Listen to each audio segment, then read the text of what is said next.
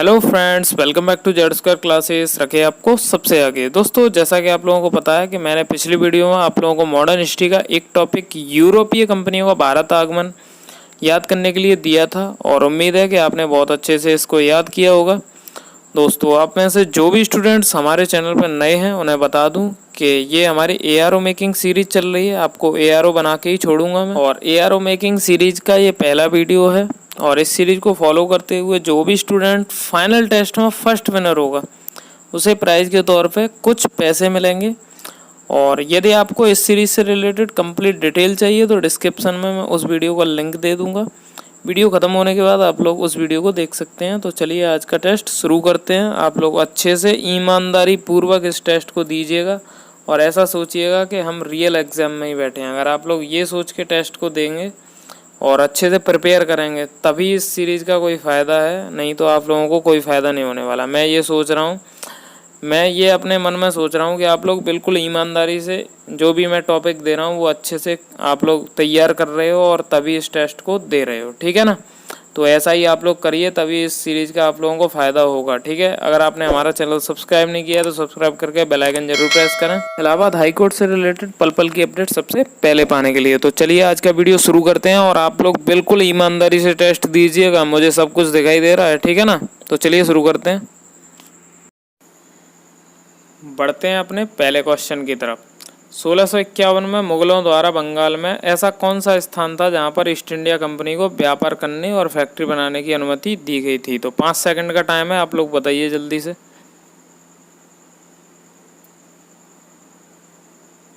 तो इसका आंसर है, देखिए, कासिम बाजार। मैंने नीचे आंसर भी लिखा हुआ है और सॉल्यूशन भी दिया है, ठीक है। तो देखो, 1651 ईस्वी में मुगलों द्वारा बंगाल में कासिम बाजार और हुगली ये दो स्थान थे जहां पर ईस्ट इंडिया कंपनी को व्यापार करने और फैक्ट्री बनाने की अनुमति दी गई थी, ठीक है। बढ़ते हैं अपने दूसरे क्वेश्चन की तरफ। अंग्रेजों द्वारा स्थापित प्रथम स्थायी व्यापारिक केंद्र कौन सा था। इस क्वेश्चन का आंसर बहुत अच्छे से दीजिएगा आप, क्योंकि इसमें आप लोग घूम सकते हैं और आप लोग इसमें मिस्टेक भी ज़्यादा कर सकते हैं। तो बहुत सोच समझ के आंसर दीजिएगा। 10 सेकंड का टाइम देता हूं मैं आप लोगों को।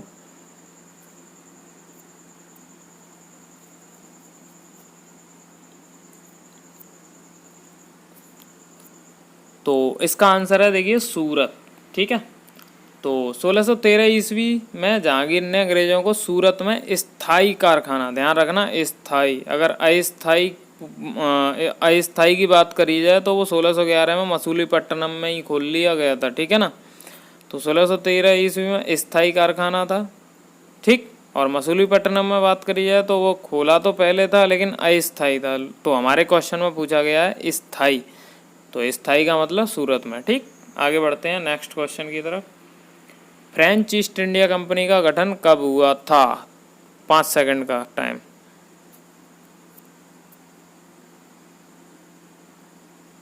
तो इसका आंसर है 1664 ईस्वी, ठीक है। आप लोगों ने अच्छे से याद किया ही होगा। तो आप लोगों को बाद में कमेंट में ये और बताना है कि आपने कितने कितने क्वेश्चन सही किए इसके, ठीक है। आगे बढ़ते हैं अब हम। भारत में आलू की फसल शुरू की थी, किसने शुरू करी थी, जल्दी से बताइए आंसर।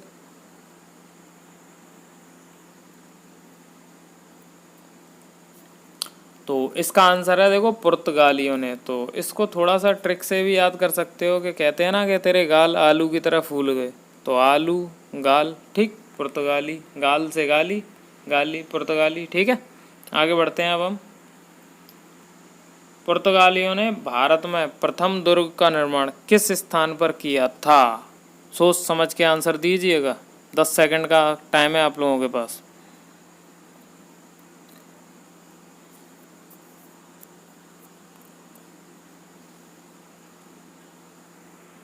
तो देखिए, आंसर इसका कोचीन है, ठीक है। भारत पुर्तगालियों ने, हाँ सॉरी, इसकी थोड़ी लैंग्वेज गलत लिख गई है। पुर्तगालियों ने भारत भूमि पर अपने पहले दुर्ग का जो निर्माण किया था वो कोचीन में किया था। वो 1503 ईस्वी में ही कर दिया था इन्होंने, ठीक है ना। तो पुर्तगालियों की अगर ये पूछा जाए भारत भूमि पर पहले दुर्ग का निर्माण कहाँ पे किया गया, तो कोचीन में किया गया था। और सन भी याद रखना, 1503 ईस्वी। बढ़ते हैं नेक्स्ट क्वेश्चन की तरफ।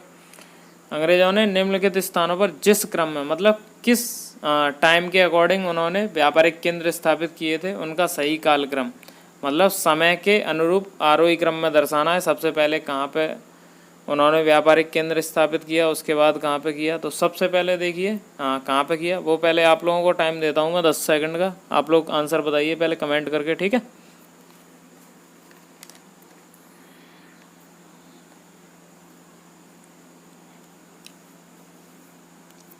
तो इसके लिए मैं सॉल्यूशन दिखाता हूँ जरा इसका आंसर। सूरत में देखो सबसे पहले 1613 में, ठीक है। तो 1613 में पहले सूरत में खोली गई थी, फिर मद्रास में 1639 में, बम्बई में 1687 में और कोलकाता में 1698 में, ठीक है। तो ये आपका क्रम होगा सूरत, मद्रास, बम्बई, कोलकाता, ठीक। बढ़ते हैं नेक्स्ट क्वेश्चन पे। निम्नलिखित में से कौन सा स्थान भारत में पुर्तगालियों का मुख्यालय था? बताइए आप लोग, 5 सेकंड है आप लोगों के पास। तो इसका जो आंसर है वो है गोवा, ठीक है। तो इसके लिए मैंने थ्योरी लिखी हुई है, देखो। प्रारंभ में अल्फांसो द अल्बुकर्क द्वारा कोचीन को मुख्यालय बनाया गया था। तो आप लोग कोचीन आंसर दे सकते हैं कन्फ्यूजन में, ठीक है ना। तो आप लोग अच्छे से पढ़िए थ्योरी को, हो सकता है आप लोगों ने आंसर भी दिया हो ये कोचीन। 1530 ईस्वी में नीनो द कुन्हा जो था उसने सरकारी कार्यालय जो था वो कोचिंग लिख दिया है, गलती से माफ़ करिएगा, कोचीन है। कोचीन से गोवा स्थानांतरित कर दिया था। इस प्रकार गोवा काफ़ी लंबी अवधि तक पुर्तगालियों का मुख्यालय बना रहा, इसीलिए इसका आंसर है गोवा, ठीक है। आगे बढ़ते हैं नेक्स्ट क्वेश्चन पर। भारत में पुर्तगाली सत्ता की वास्तविक जो नींव रखी थी वो कौन सा महानतम पुर्तगाली गवर्नर था? 5 सेकंड का टाइम है।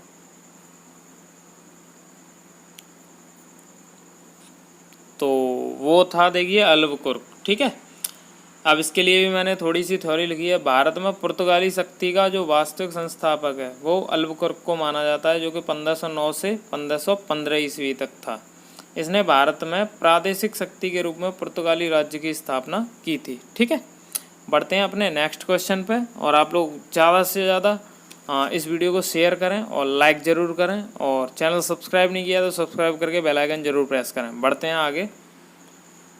बंगाल का पहला गवर्नर जनरल कौन था? तो बंगाल का पहला गवर्नर जनरल कौन था, इसका आंसर बहुत अच्छे से सोच समझ के दीजिएगा। 5 सेकंड का टाइम है।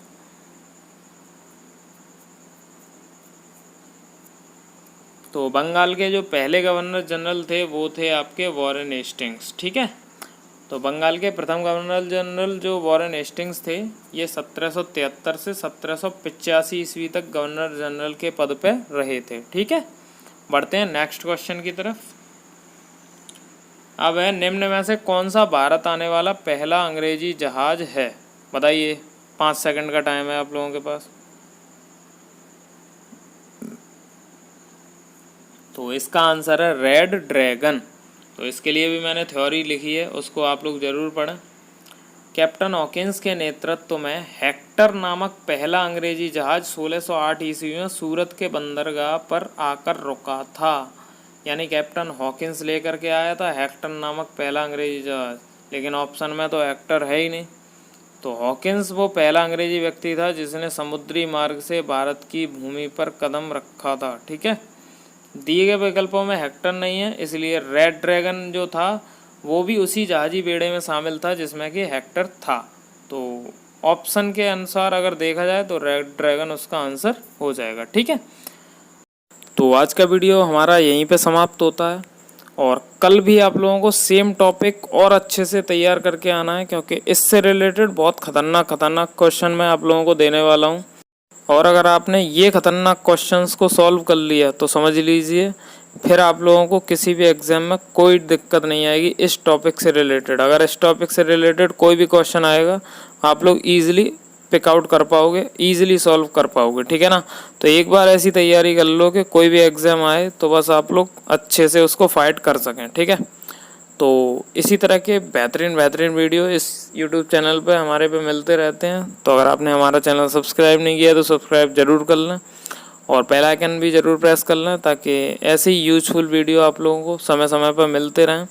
और कल मैं इसी टॉपिक से बहुत खतरनाक क्वेश्चन दूंगा, तो आप लोग अच्छे से प्रिपेयर करके आइएगा। मिलते हैं अगले वीडियो में इसी उत्साह के साथ। तब तक के लिए bye bye, take care, love you all.